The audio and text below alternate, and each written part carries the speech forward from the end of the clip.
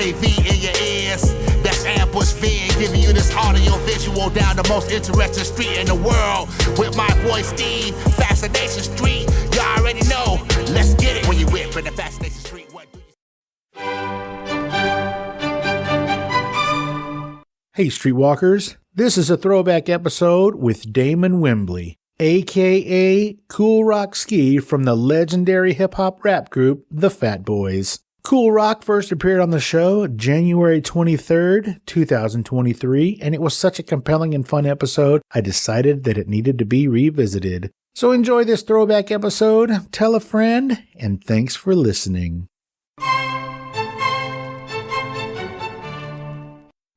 What up? This is Kool Rock-Ski of the legendary Fat Boys, and you're rocking right now with the Fascination Podcast. Brrr, stickum, ha ha ha, stickum. Yeah, AV in your ears. That's Ambush Being, giving you this audio visual down the most interesting street in the world. With my boy Steve, Fascination Street. You already know. Let's get it. When you whip in the Fascination Street, what do you see? Essentially, my dudes Steve bring the eccentricity that Ripley had difficulty believing. Free your mind up, cause the time's up for the normal. Outside your comfort zone, this ain't no promo. This is a portal. When you jump through the wormhole, you immortal. In the fascination dimension, better move pronto. Sci-fi music on the console. Streetwalkers a mile up like we Broncos. Podcast on all consoles, the outlet subjects and topics. Switch on in. Dish what's in your mind before you even say it. Above hater talk like we speak Aramaic. Ambush being upgraded to a podcast. Kaiju, now you guys generated. Welcome back, Streetwalkers. This episode is with legendary rapper Kool Rock-Ski from the groundbreaking rap trio, the Fat Boys. In this episode, we get to know Kool Rock-Ski, Damon Wimbley. We talk about how he met the Fat Boys, some of the fun things that they got to do as the Fat Boys, some of the movies they got to be a part of. He tells us a story about hanging out at Studio 54 when he was not even 20 years old. We talk a little bit about rap music and where it's come and maybe where it's going. He tells us a cool little story involving his work with the Nightmare on Elm Street franchise. He also tells us about the upcoming 3rd annual classic hip-hop and R&B cookout that happens in New York. It's a really cool thing. We talk about it a lot. I would love to go check that out. I may do that indeed because I have a lot of time to plan for it. And most importantly, right now, there is a petition to get the Fat Boys inducted into the Rock and Roll Hall of Fame. Scroll down to the show notes for that link and spread that petition around. We need to get these dudes in the Hall of Fame before Kool Rock is too old to do it without a wheelchair or a walker. So let's do it. Ladies and gentlemen, the little kid me is exploding right now with excitement. This is my conversation with Damon Wimbley, A.K.A. Kool Rock-Ski from the Fat Boys. Prepare to be fascinated. Prepare to be fascinated. Ladies and gentlemen, back in the early 1980s, 3 teenagers got together and formed a rap group. Darren Robinson, a.k.a. Buff Love, or the Human Beatbox, Mark Anthony Morales, a.k.a. Prince Marky D, and today's guest, legendary rapper from the groundbreaking trio, the Fat Boys, Mr. Damon Wimbley, a.k.a. Kool Rock-Ski. How are you doing, sir? I'm good, bro. Just chilling. Just moved out to PA, really, Pennsylvania. So I'm out here now. From where? From Jersey. Why? I had to get away from the craziness. In New York and Jersey, it's getting too expensive, crazy, anything negative. It's just getting too much. Too much. All right. Well, I have a whole ton of questions. Hopefully we can get to at least some of them. I did notice, and this I think is super weird, you're the only fat boy without a Wikipedia page. What the hell is that all about? Somebody brought that to my attention maybe 3 months ago that I don't have a Wikipedia. And I'll be 100% honest with you, I have no idea what the hell Wikipedia is. I really didn't, so when they told me, I think it was even Dana White, who I'm associated with. He's associated with me. He even told me, you don't have a Wikipedia. So I'm like, well, Wikipedia? My publicist told me, another artist by the name of City the Great, he told me I don't have a Wikipedia. So we're working on that right now. So it seems like everybody's telling me that. Well, Dana White is the answer to a question I have way later, so good job. So from 1985 to 1991, which, if my math is correct, is 6 years, the Fat Boys released 7 albums in 6 years, and 5 of those went either gold or platinum. Is that correct? Right. Yeah. Wow. Let me just say, first off, 7 albums in 6 years, that by itself is a feat that nobody does ever. So well done on that. And then to have 5 of them go gold or platinum, holy moly. Now, how old were you guys when you met, the 3 of you? I met Mark at 7. I was 8. Me and Mark met Buff. I think Buff was going on 13. I was going on 13, so me and Buff was like only months apart. I was going on 13. Mark was 12. So we met at an early age. Did y'all meet in school or what? No. Me and Mark grew up together on the same block, East New York, Brooklyn, Skink Avenue. Buff was in East New York, Brooklyn as well, but he was on a street called Sheffield Avenue. And he moved from Sheffield to our block. We went to junior high school together. Me and Buff went to high school together, and Mark went to a different high school. So we all pretty much just grew up together. Just kids from around the block. Yeah, just kids from around the block. You guys were friends for about a decade before you guys hit it big, okay? So first you guys were like, what, the Disco 5, is that right? Hypnotized 5. Hypnotized 5. Yeah, Hypnotized 5. It was 5 rappers, 1 DJ, and 1 beatbox. And we had the advantage because nobody ever heard of a beatbox before. So, okay, where'd Buff get that from? Where did he hear or see beatboxing? You know what? He told me later on in life that he was emulating a drum set. Because when we first heard Buff do it, beatbox, we were in a lot. There were so many lots in Brooklyn at this time. We were in one of the many lots just playing around, and he started beatboxing. At first, it caught us off guard because it was so powerful. It wasn't like something that he was just doing, just playing around. This actually was some serious stuff. And so we started checking his pockets and, opening his mouth to see he had some sort of device. And that's how powerful it was. It shocked you. I'm being 100% honest. It really shocked you because you never heard anything like that before in your life. It certainly shocked the hell out of me when I heard it. I was like, what the hell is happening right now? Yeah, because it was so powerful. And you're like, wow, what the hell? So you started looking at him kind of strange, like he wasn't really human at one point because it was something that you never see, especially as a kid. You're 13 years old and seeing something like that, it's going to shock you.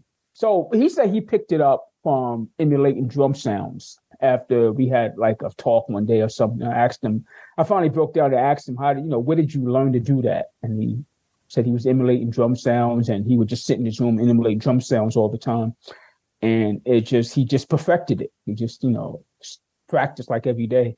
Obviously, he was groundbreaking in that, and he's got to be up there on the Mount Rushmore. It's him and Dougie Fresh, and that's about it. This is going to sound like a weird question. I'm going to jump all over the place just because I'm so excited. How does it feel to know that you guys were part of a movement that didn't exist until you guys... Well, I guess what I'm saying is you and a couple of other groups were the front lines of an entire musical genre. Right. Do you just wake up and your head just explodes every day? Like, holy shit, I'm part of something that's going to live for generations and has affected billions of people in every country on the planet? Here's the thing with that. We can go back to the days of before even us. So you have to go back to Grandmaster Flash, Furious 5, Cold Crush 4, Funky 4, Sequence, even Sugar Hill Gang. Mm-hmm. So I think with Sugar Hill Gang and Flash and the Furious 5, when they made Rapper's Delight and The Message, those are the 2 rap songs that stood out that on the radio would only play. And the listeners, the casual listeners who didn't know what rap was, they would listen to. I think after that, the music kind of had a lull in it because there was no record companies putting money behind the artists. Along came Run DMC with Sucker MCs, Rockbox. And now Rockbox is on MTV. So Run DMC started that whole transition of people saying, oh, what is this? Is this rap? Is this rap music? So now along come us with our brand of rap. And now the record companies are putting money behind the acts Because here's the thing, now they know how to market rappers. You didn't know how to really market this. So you was all over the place with rap music. Right. Plus a lot of radio stations didn't want to listen. They didn't want to play it. Yeah, because they didn't know even if there was an audience for it. Right. They didn't know there was an audience for it. Little did they know there was an audience brewing. There was an audience building up for this whole culture. So once we came out, once Run DMC came out, then you had Houdini, then you had LL Cool J, you had the Beastie Boys. But before even that, you had the movie Crush Groove that introduced Fat Boys, Run DMC, Beastie Boys, LL Cool J, who made an impression on everybody in that one little scene he had. Now everybody's knowing what rap music is. Now record companies want to put money behind it. Oh, this is how you market Run DMC. This is how you market Fat Boys. This is how you market Houdini. It caught on like wildfire because of the movie Crush Groove and because of the first hip hop tour ever, which was the Fresh Festival, which consisted of Fat Boys, Run DMC, Kurtis Blow, Nucleus, and Houdini. So now you're going into markets that nobody touched as rappers before, and you're selling out every venue. You're talking about 25,000 seats, 15,000 seats, 10,000, doing 2 shows a day. And now this stuff is just catching on like wildfire. And who's at the forefront of this whole second wave of rap is Run DMC, Houdini, and Fat Boys, which were the main 3 components at that particular time.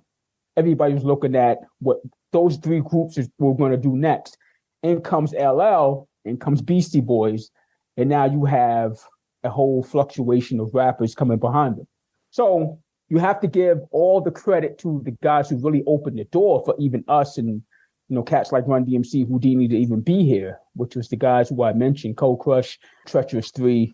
One hip hop historian had told me something crazy is that they missed the boat by that much, you know what I'm saying? Because once the money came into it, they were no longer looking at these groups. They were now looking at, let's go on with the second wave of this whole rap culture, which was us and whoever else came behind us. So now you have record companies clamoring to try to find the next rap superstar. So they was putting anything out there, putting money behind to see. It's like trying to win the lotto. It's like when people try to make a viral video. Right. Hoping something would stick, So you think that at the forefront of the popularity that pushed the genre wide open is the film Crush Groove? Yeah, it was the film Crush Groove. It was the image of Run DMC, because you can't leave them out as saying they were the ambassadors of this whole hip hop culture. We were right behind them. Houdini was right behind them, and a whole slew of other groups, solo and groups, were behind them. So I will always give Run DMC that respect of saying they were the one that pushed the culture forward. We pushed it forward as far as marketing, movies, Disorderlies, and the hit records and the tours that we had. So we were all doing our part to build this whole culture up. Ladies and gentlemen, when he said Disorderlies, that was the second movie that the Fat Boys did, called The Disorderlies, and it is one of the funniest things. It still holds up. It is hilarious. I love that movie so much. You guys did a great job. Thanks. Did that movie do well in the theater? I have absolutely no idea. Cost $5 million to make. It did $2.8 million the first weekend. Oh, nice. Yeah, it's not bad numbers for 1987. Hell yeah. That's rad. That's good numbers now. Yeah, no kidding. Now, this is going to be a sensitive question, and I don't want any numbers, but I've always wondered how it works if there's 3 members of a band and 2 of them has passed. Does their percentage revert back to the living member, or does it go to their families? Oh, no, go back to the family. Okay. One thing about us as a group, what kept us together wasn't the money. What kept us together was the chemistry and the friendship we had. The money was secondary, always.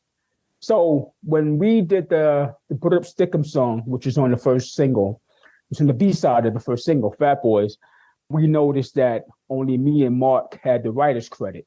You noticed that? Noticed that, yeah. The record company did that without talking to you? They did without even telling us. So when we saw the record, we said, wow. So Mark Morales and Damon Wimbley has only the writer's credit on this particular song, which Buff provided the beatboxing for. This is the first single. So we went back and started doing the album. So we created Fat Brothers Music Publishing. It consisted of Kool Rock, Buff, and Mark. So this way, Buff would get all the credit for writing. Even if he didn't write one single line, we wanted to split things 3 ways. And that's how it was from then on? Yeah, that's how it was from then on. I mean, a lot of songs Buff was even doing beatboxing in, but we were like, well, we're going to put him in his writer's credit anyway. I love that. I love the brotherly aspect of the relationship between you 3 guys. I absolutely love it. The 2 guys that sort of, for lack of better terms, got a little bit lazy and didn't quite make it. They didn't show up to that last final rehearsal. Do they still talk to you? Actually, it was how many? So it's me and Mark and Buff. It was 4 of them. It was 4. Altogether, it was 7 people. Good Lord. Yeah, 5 MCs, 1 beatbox, and 1 DJ. So one day we were at a concert in Manhattan, and we ran into 2 of them. And they pretty much explained why they weren't coming to practice. They said they didn't believe in the group. They just wanted to have fun. They weren't serious about the craft at all. They just wanted to have fun and see if they can get girls by doing some rapping and doing shows here and there. But we were serious. We were dead serious about what we were doing. And they regretted it. They did say they regretted it. They said every day they think about that. They're like, damn, man, we could have been with y'all and doing this. And, but I look at it this way. Things are meant to be for a reason. Things happen for a particular reason. And there's a reason why there was only 3 of us. Imagine trying to split 7 checks. I mean, that'd have been crazy. Imagine trying to fit 7 names on the side of that single. Right. Exactly. Exactly. So things happen for a reason.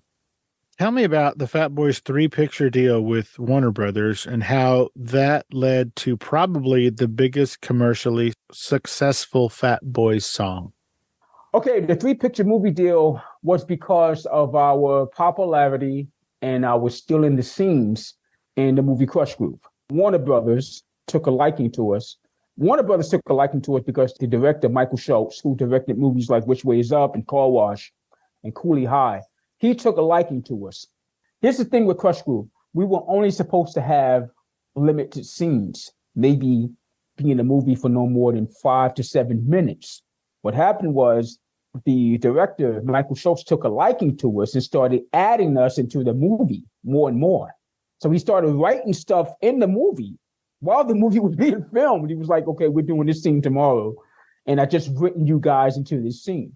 So they were like behind the scenes doing this stuff, and we would come on the set. This is what you guys are doing today. So after Crush Group comes out, everybody is raving about the particular scene, All You Can Eat, and how the Fat Boys stole the show in the movies. So our manager comes back to us and said, Warner Brothers offered you guys a 3-picture movie deal.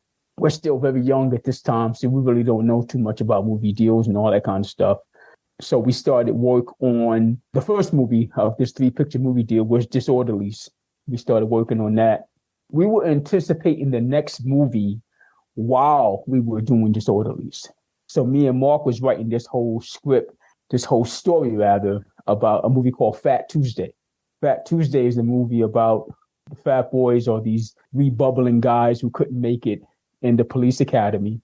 So we had to keep on going through the police academy to try to become police officers. But then one day there's a string of crazy murders going on around the Mardi Gras that was done by a werewolf. So they wanted us to take on the task to find out who was doing these murders. And we came up with the conclusion that a werewolf is doing these murders. But of course, the police department doesn't believe us, So they started sending police officers down there and were like messing up the whole investigation and all that stuff. But only us 3 know that there's a werewolf that's actually killing people. So it's like a horror comedy action movie. That was going to be the second movie? That was going to be the second movie. We were like working diligently on that. We were like so amped up and telling our manager, this is what we want to do for the second movie. This is why we're shooting Disorderlies. And our manager was like, well, let's take it one movie at a time. We didn't get this one out yet. Hollywood works a different way than the music industry. $5 million for a movie to be made, you only get back 2.8. They can have that money in their pocket. They don't care about They want to know if you're putting out $5 million, can this movie make back at least about 15.5 or maybe $17.5 million the first weekend? That's what they want to know. Right. So when they seen the numbers weren't that good, I guess they kind of backed out of the deal. Isn't that fascinating how even though you had a contract, they could back you? You probably guys wouldn't have been able to back out of that, but they could. Right. That always blows me away. Well, like, what is this contract for if it doesn't hold everybody accountable? Exactly. But more than likely, that was probably stipulated in the contract, but our manager never told us, you know what I mean? Oh, yeah, that makes sense. That makes sense. Like I said, we're going to jump all over the place here. How old were you when you knew you could rap? Oh, man. I was like maybe, I would say about 12 and a half. When I caught on to the music, I wasn't a really good rapper, of course, but I was doing stuff like, you know, whatever somebody was saying in the streets, I would take what they were saying at a party and kind of flip it and just write my rhymes around what they said.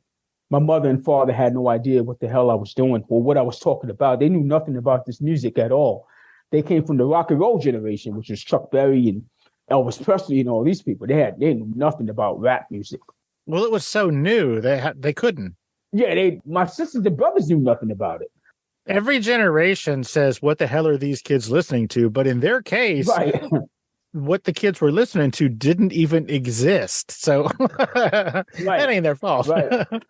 Yeah, exactly. And I just started picking it up here and there. I just started getting a feel for it because one thing about rap music and, you know, people like yourself and myself and a whole lot of others who grew up listening to it, we knew this particular music was for us. Like, this was our music. Like, you had the rock and roll era. You had the disco era. It's literally, this is not your parents' music. Right, exactly. This is ours. So we just took a liking to it and we just dove head first into it. Like, there was nothing like it as far as we're concerned. I'm pretty sure for my mother and father, them listening to rock and roll music, their parents probably felt the same about what they were listening to, you know? Yeah, because they were listening to Frank Sinatra and Harry James, been like, what the hell is this Elvis Presley nonsense? What is a Beatles? Right, exactly. And I think with rap music, it came more from the streets. Mm-hmm. There was no instruments involved except a turntable. So that drew a lot of older people like, what the heck is this? Like, he's scratching. Yeah, why are you ruining my records? Right. You know, you're scratching on a turntable? Like, who does that? I remember my dad was like, the first time he heard, I think it was probably Run DMC coming out of my room. He goes, what is that noise? And I go, oh, they're scratching records on our turntable. He said, if you touch one of my records, I will beat your ass. I was scratching my mother's Gladys Knight record. I'm sure she loved that. Oh, man, she came into that living room and she must have lost her mind. Did you guys ever get into all the usual street troubles that you hear about all the time with hip hop artists? Fools shooting each other, getting into drugs, gangbanging. Did y'all get into any of that garbage? No, my parents were strict. Is it because you guys were so young that y'all didn't have a chance to get into that before you became famous? Yeah, we missed it by that much. I'm just playing. I think. Well, because I feel like if you guys are just hanging out in the streets between 15 and 18, you're going to get into some trouble. But you guys were in the studio. Y'all didn't have time to go out and get in trouble. Well, I mean, my thing was I grew up with maybe 20 to 22 friends of mine, and maybe 3 of us out of the 22 I grew up with that I hung out with every day, maybe 3 of us had fathers. Okay. So my father was very stern, extremely like, you know, hands-on stern. You know what I'm saying? So I feared my father more than any cop that ever walked the beat. You know, so I stayed out of trouble. I wanted no wrath I wanted no beef from my father. So my father, Buff's father, was pretty much, he kept us in line, the kids in line on the block. They respected them so much. I think a few of my friends got in trouble once we reached high school. Sure. Yeah, one of my friends got pulled out of high school for an armed robbery. We were sitting in the classroom and a detective came in looking for him, and he did 10 years in jail for that. Another friend of mine, he had a scholarship to play at North Carolina, football scholarship, and he messed that up. He started this big fight on the cruise or subway he was on, and it was a graduation class or whatever. So a few of my friends got in trouble later on. He got in trouble by the time he was 17, 18. not while they were like 13, 12, that kind of stuff. There was so much things that we could have done to get in trouble. I mean, we're from one of the biggest cities in the world, which is New York. A lot of these rappers always say they came from a dangerous area and all this stuff. We actually really did come from a dangerous area. So it's like, there's no need to rap about it. You know, we really did come from that area, but we managed to stay out of a lot of trouble. I think one of your high school friends, he liked to fight so much, he became the heavyweight champion of the world. Is that right? Riddick Bowe. Riddick Bowe was in my high school. He was in my homeroom class and my history class. When your first single hit the radio, I feel like it was him that on Monday morning, he was like, is that really y'all? The song came out like on a Friday. So the song played from Friday and Saturday. Sundays back then, they didn't play rap music for some odd reason. And by the time we went to school Monday, it was pandemonium. So me and Buff went to the same high school. Buff and Mark relished. I mean, Buff more than both of us. He relished that spotlight. So when we got to school, he roamed the hallways all day. Like, I'm in science class and I could see him walking by me and with a bunch of kids behind him and just beatboxing and just, I'm like, he's really relishing this. And the principal said on the loudspeaker that we have some superstars. I don't know why she said that. We have some superstars with us today. Damon Wimbley and Darren Robinson. They have the number one song on the radio. We didn't have the number one song on the radio. She was like a promoter. And, she was your hype man. She was a hype man, exactly. And but everybody heard this song over the weekend. So we were we was like the big men on campus. So I get to history class and Riddick Bowe is sitting there. We're all sitting in the back of the class. He's like 6'4", so he's like bigger than all the kids already, and he knows how to box and fight. So he's like, "Yo, is that really you? Yo, did y'all really make that song?" I said, "Yeah." He's like, "Nah, you lying." I said, "Okay, I'm lying." Why would I lie to you? You're huge. Right, exactly. You're huge and you like to fight. Why would I lie to you? Right, exactly. And he always was in fights too. He loved to fight. He had so many fights in school. That's amazing. Is that where you first fell in love with combat sports like MMA and boxing? Because I've noticed on your social media, you're really into MMA and boxing. No, boxing was my thing growing up. Me and my father, my brothers would watch. This is back when you would see Ali, Sugar Ray, Thomas Hearns. They would actually fight on ABC. Which Sugar Ray? Robinson or Leonard? Sugar Ray. No, I don't want to go back that far. Sugar Ray. That's like my grandfather's time. Sugar Ray Leonard. This is back when you could see them fight on TV for free. Yeah, I remember those days. Yeah, these guys now, they fight like once every 10 years. These guys back then was fighting like every 2 months. Yeah, that's what it seemed like for sure. Yeah. And I feel like, since it was free on TV, the purses were a lot smaller. Right. For those fighters. But then also the merchandise was just crazy. Like I remember it was Sugar Ray and I don't remember who he was fighting, but here in Texas, we have a fried chicken franchise called Church's Fried Chicken. Oh, yeah. And you could decide either I want the Sugar Ray cup or I want the, I don't know, maybe it was Thomas Hearns or some shit, but it was like, you get to vote who you think is going to win by picking which cup. And, right. So like the merchandising was all crazy different back then. And I think it was probably so that, these dudes could actually get paid. Yeah. Well, I mean, Sugar Ray was the highest paid boxer back then. For the Thomas Hearns fight, I think he got like $15 million. You got boxers now who don't get that, That is so much money back then. Holy moly. Oh, yeah. Man, he should have come forward and produced Fat Tuesday. Yeah, right?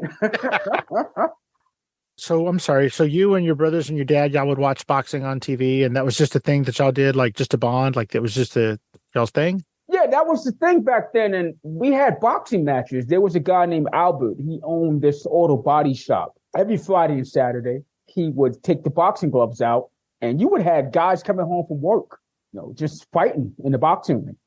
I started boxing. I took up boxing for a little while. My mother didn't like fighting. She liked Sugar Ray. She didn't like boxing too much. Well, she liked Sugar Ray because he was cute. Right. She didn't like him stepping in the ring.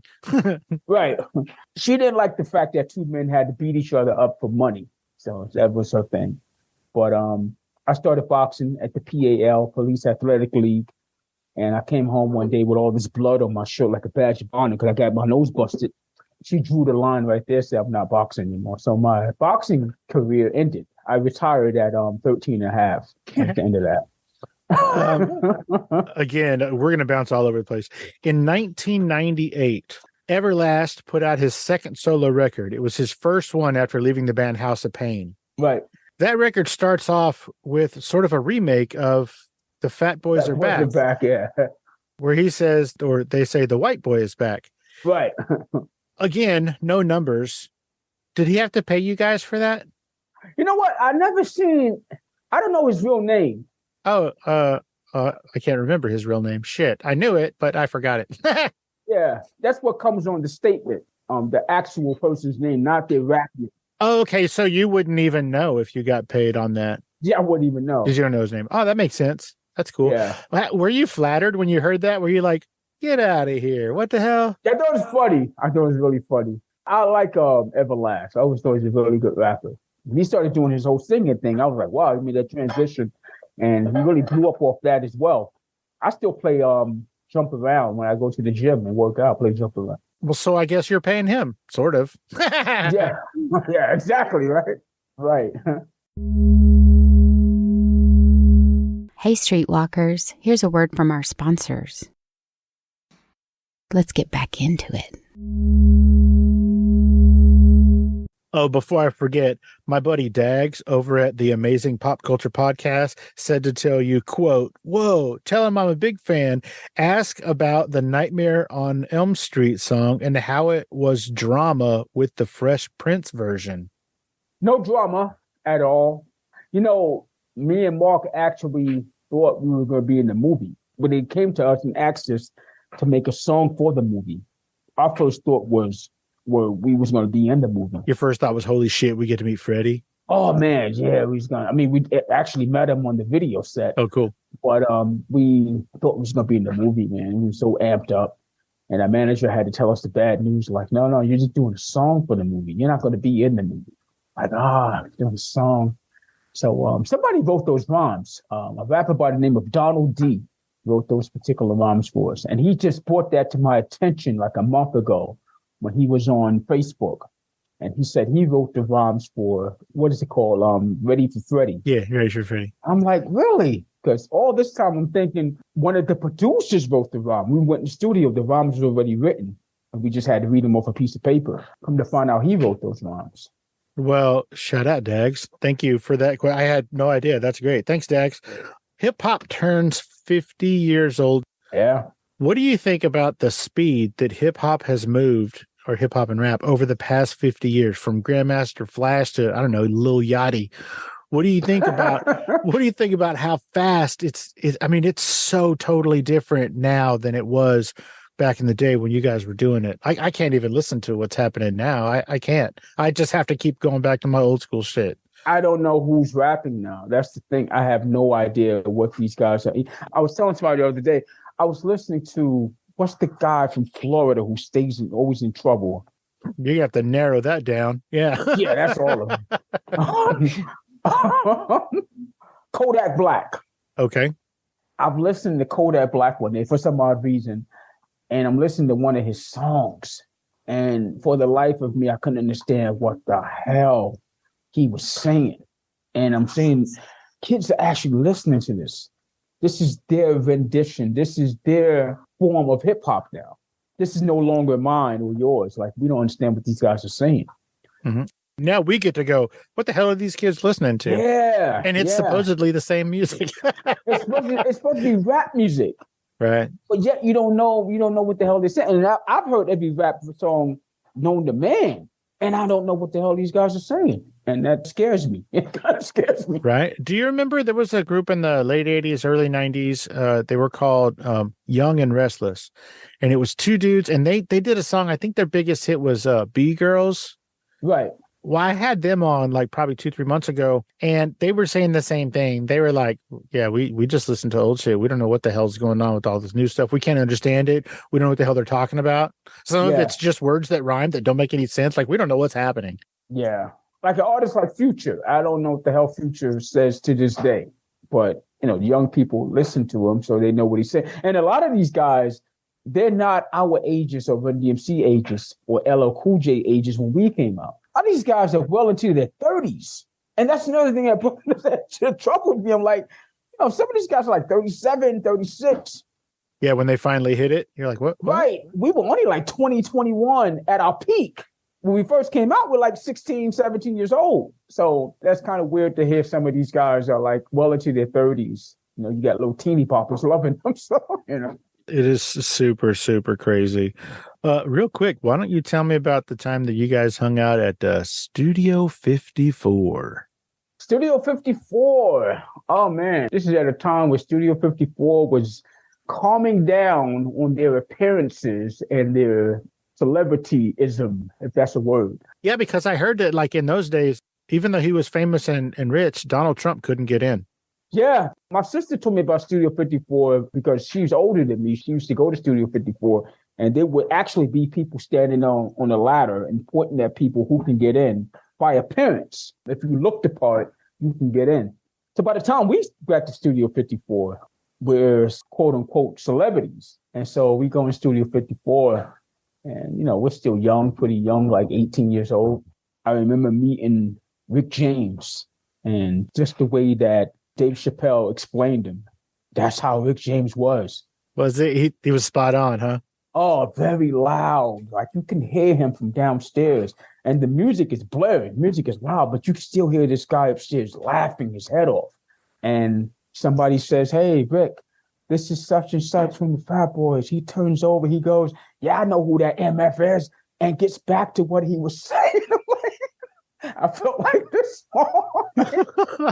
Like, wow. I got to ask. I know the story and I know what it means, but everybody else, I don't think does. Well, I mean, most people don't. A lot of people don't. Tell me, Brrr, stickum. Brrr, stickum. What the hell does that mean? Brrr, stickum is code word for stick 'em up. It's a Brooklyn thing, to be honest with you. Before guys would stick people up in Brooklyn or rob them, some of them would yell, "Brrr, yo, run that." They would say, "Run that." Run that means give up the jewelry. Sometimes they would just walk around saying that word. Brrr, brrr. So we started incorporating it to our ad-lib. I'm sorry, is it supposed to mimic the sound of gunfire? Remember, Is that what that's supposed gunfire. to be? Okay. It could be at a park jam.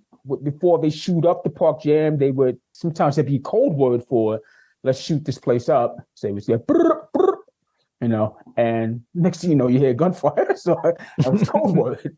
So we started putting it into ad libs. So when Mark would rap, I would just back up his rhymes like saying, "Yeah, brrr, stick 'em." So Kurtis Blow heard this. We was just freestyling one time in the studio, and he asked, "Why you keep saying that brrr, and what does that mean?" I said, "Just ad libs." We didn't want to actually tell him what it really meant because he'd have been like, well, we can't make a song out of that. And he said, "You should make a song like that." And we're like, "Yeah, you don't want to do that, None of your lyrics or songs were about anything violent. There was no fights. There was no guns. There was no drugs. It was all happy shit. Right.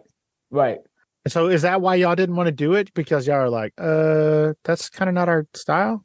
Well, even in the happiest songs, you can have code words for something. Sure. That people could pick up later on. They'd be like, "So that whole time, these guys were rapping like they were from Mickey D's, but they was actually talking about robbing somebody." So we were kind of reluctant to do it. But then again, we didn't break down the whole structure of what it meant to our manager and to Kurtis Blow. So he said, "We need something." And Kurtis was producing, right? Right. Kurtis was the producer for our first two albums, Fat Boys and Fat Boys Are Back. And he needed something to introduce Buff as the beatbox. Buff already did the beatbox from Fat Boys, the first single. He needed something to introduce Buff as the beatbox, which Buff is credited as being the first one to do it a cappella, for us to rap and Buff to do the beatbox. Later on, Dougie Fresh did it with Lottie Dottie. But Buff was the first to do that.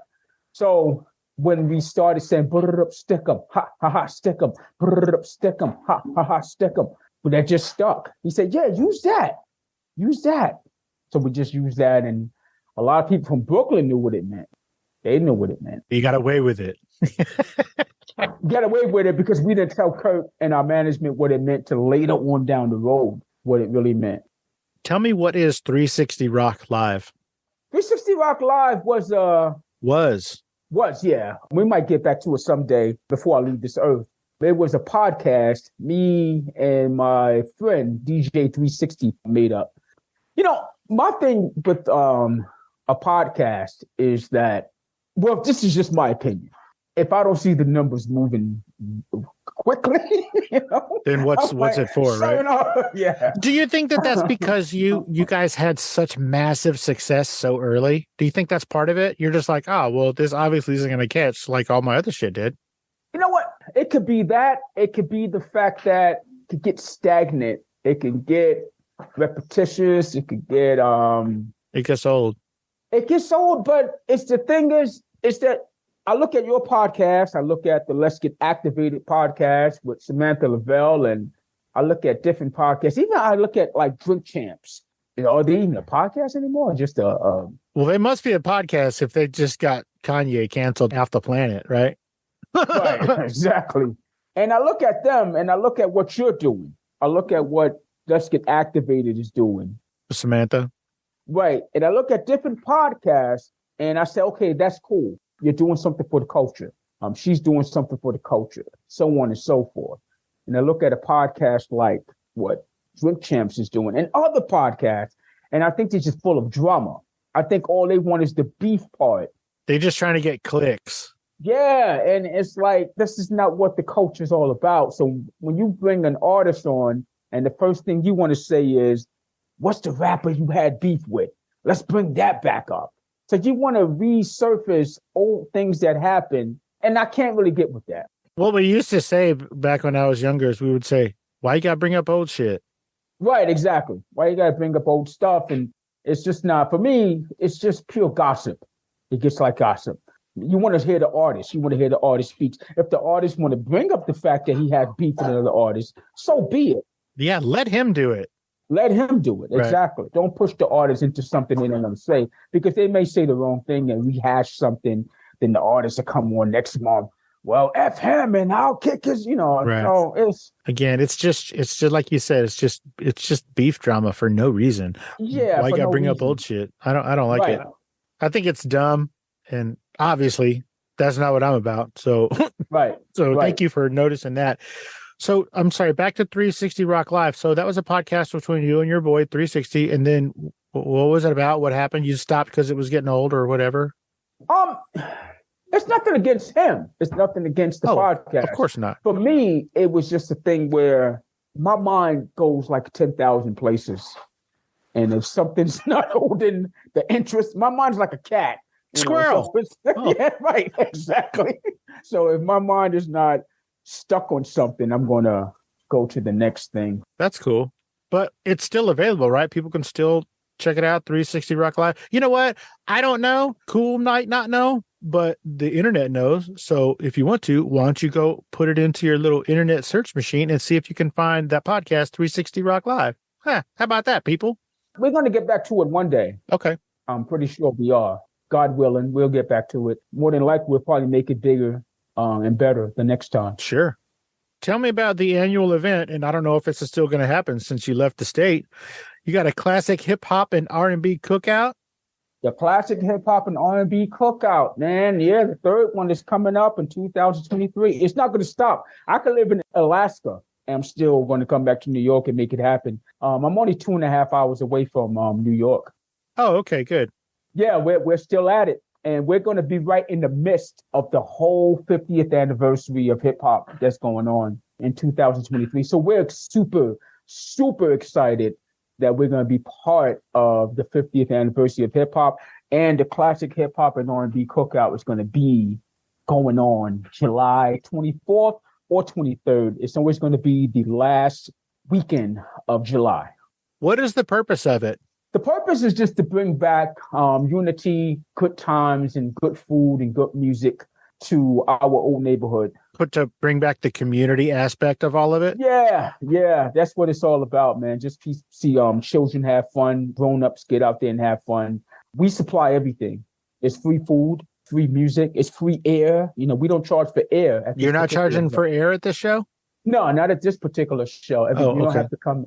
I'm just playing. But right now, putting this whole thing together is Kool Rock, Venus Mizell, Certified Nation Entertainment with City the Great and Samantha Lavelle. And we're just putting this whole thing together, man. It's getting bigger and bigger.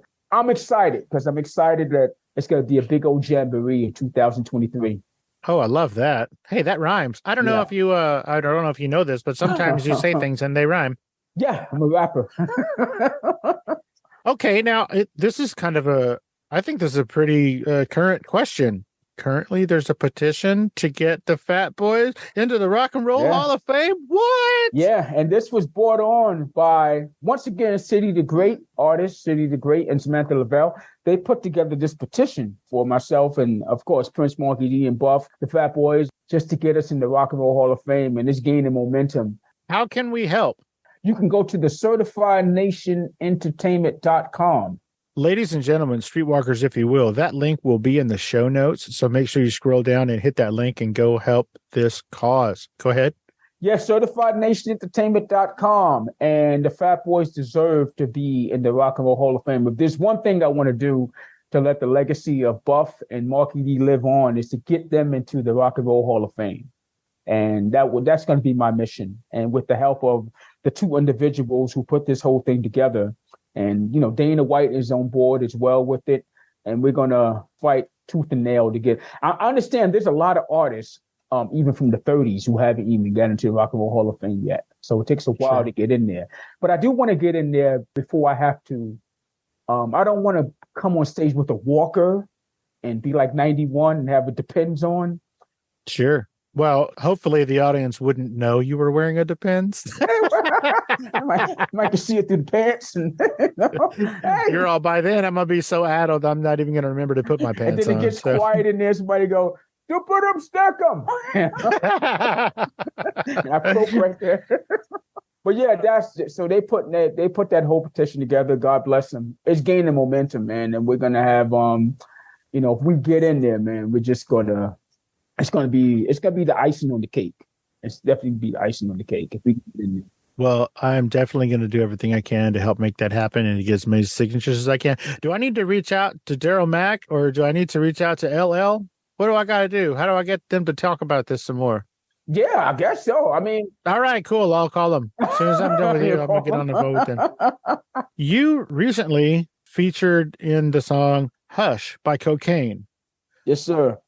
I love that song because it's a throwback. It's not any of that new stuff we were talking about earlier with the stuff I can't understand.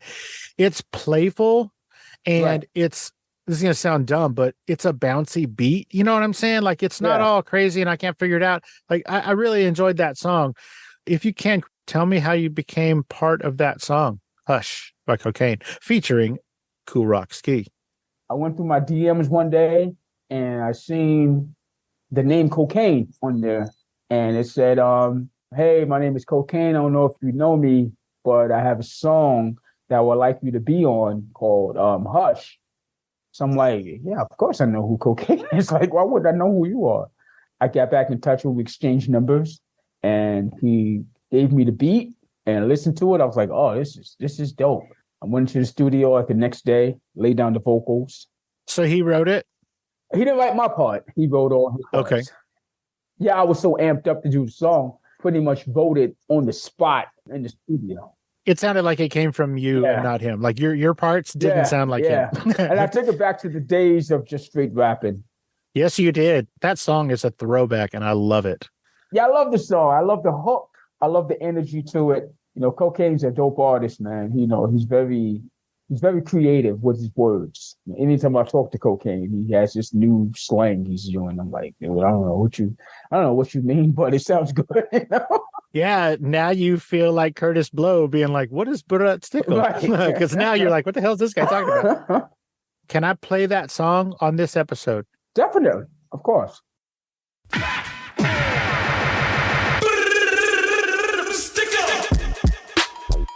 got Kool Rock-Ski in the place to be.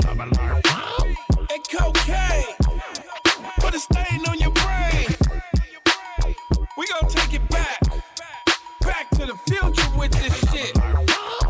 This is real hip hop. Let the 6-4 drop. Hush, little baby, don't say a word. This is real hip hop, so fuck what you heard.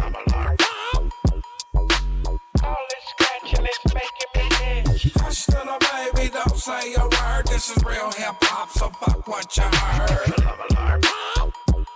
To all the real B-boys, just kick that shit. I rock with Kool Rock-Ski, I'm not for cool in the gang. In California, we bang, and we be serving them thang. From the left of the coast, we be doing the most. Champagne for breakfast, so let's take a toast. To New York City, where hip-hop was created. We took it back to Cali, and radio played it. Hitting them switches, keeping it gangster. Dipping through the city, knocking fat boy bangers. Back in the 80s, when it was real in the field, I had a fresh Seville, and I was dressed to kill. Went to the party, the homies is bucket. Some niggas is faded, some niggas is thugging. Grab a bar, little mama, get your two-step on. The break dance and pop lock to your favorite song. Man, I miss those days like Rick the Ruler. Take it back to the past and bring it back to the future. Hush, little baby, don't say a word. This is real hip-hop, so fuck what you heard. All this scratching is making me itch. Hush, little baby, don't say a word. This is real hip-hop, so fuck what you heard.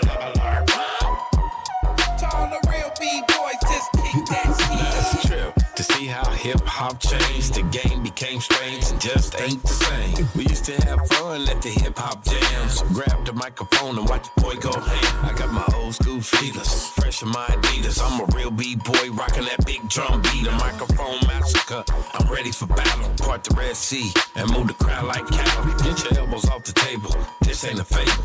Shout out to the architects of rap that made it able. All you new booty MCs better do your homework. How you love hip-hop and don't know Kool Rock. Grandmaster Flash and the Furious Five. Sugar Hill Gang kept the party alive. Kurtis Blow, to name just a few names. I rock with Kool Rock-Ski, I'm not for cool in the game. Hush, little baby, don't say a word. This is real hip-hop, so fuck what you heard. All this scratching is making me itch. Hush, little baby, don't say a word. This is real hip-hop, so fuck what you heard. I stay fresh, dressed like $1,000,000. I walked around New York with my jewelry untucked. You out of your mind if you ever try to stick 'em. Stick 'em, ha ha ha, stick 'em. That's Kool Rock, original Fat Boys. Stop playing. And I'm back with the West Coast OG Kokane, the real hip hop. From day to dark, when Kool Herc started this in the park. Africa, Bambada at the Roxy, y'all. Salute to the one Grand Wizard Theodore. Poppers and lockers, let me see what you got. It's the boy Kokane and my name's Kool Rock. Yeah, east to the west, of course we're fresh. Oh, you thought that we were rotten? Huh, I beg your pardon, too old to be rapping. That's truly absurd. This is real hip hop, so fuck what you heard. Hush, little baby, don't say a word. This is real hip hop, so fuck what you heard. All this scratching is making me itch. Hush, little baby, don't say a word. This is real hip hop, so fuck what you heard. To all the real B-boys, just kick that shit.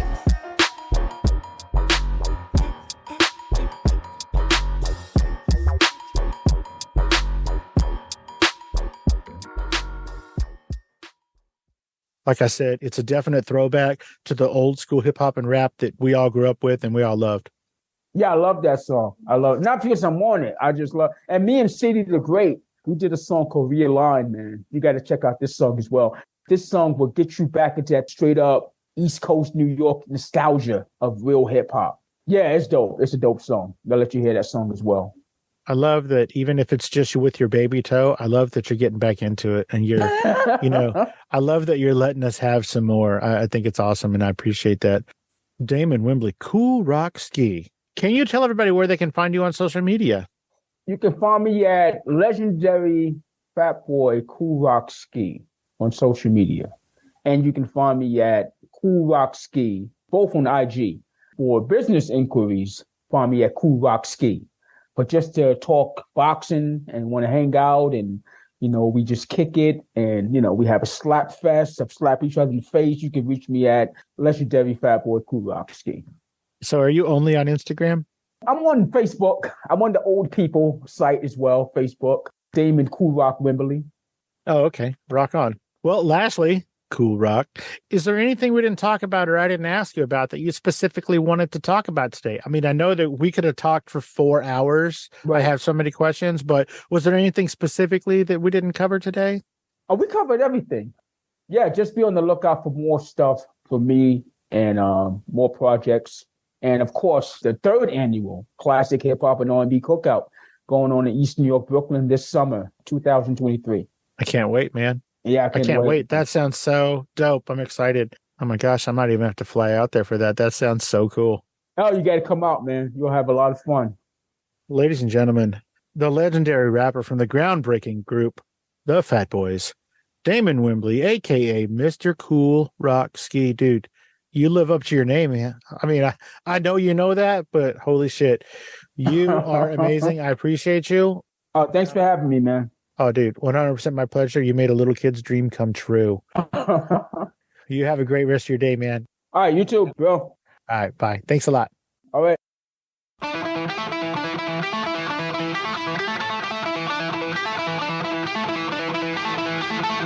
Opening music is the song FSP Theme, written, performed, and provided by Ambush Vin. Closing music is from the song Say My Name off the 2021 album Underdog Anthems, used with permission from Jax Hollow. If you like the show, tell a friend. Subscribe and rate and review the show on iTunes and wherever else you download podcasts. Don't forget to subscribe to my YouTube channel. All the episodes are available there as well. Check me out on Vero at Fascination Street Pod and TikTok at Fascination Street Pod. And again, thanks for listening.